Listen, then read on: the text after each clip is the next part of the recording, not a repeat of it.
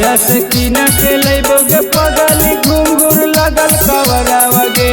गया सकीन के लैबोगे पगली घुंघुर लगल कवरावा आगे जलावा धारे जैबोगे पगली बाबा के दुआरावा गे आगे जलावा धारे जैबोगे पगली बाबा के दुआरावा गे आगे पेन्हली है सूट नहीं का गेरुआ कलरावा गे आगे पेन्हली है सूट नहीं का गेरुआ कलरावा गे आगे जलावा धारे जैबोगे पगली बाबा के दुआरावा गे आगे जलावा धारे जैबोगे पगली बाबा के दुआरावा गे बाबा के दुआरावा गे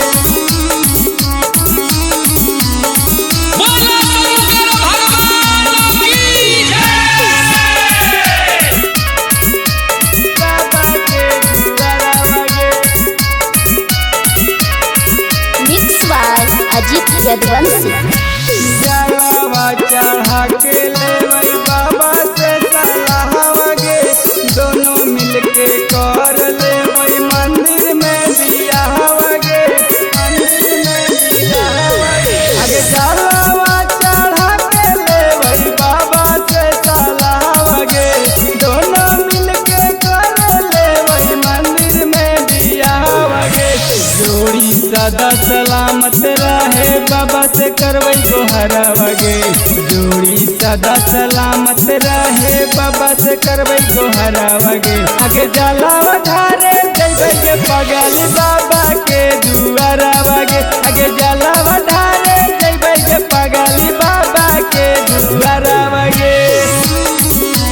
बाबा के दुआरावा गे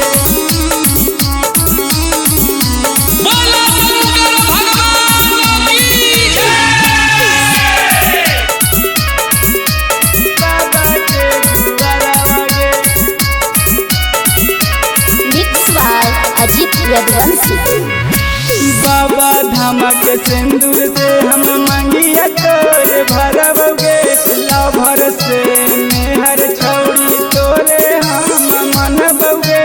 तोरे हम मनबोगे बाबा धामा के सिंदूर से हम मंगिया तोर भरबोगे लाभर से मेहर छौड़ी तोरे हम मनबोगे आशीष खिंदर घुमैबोगे पगली मुंबई सहारावा गे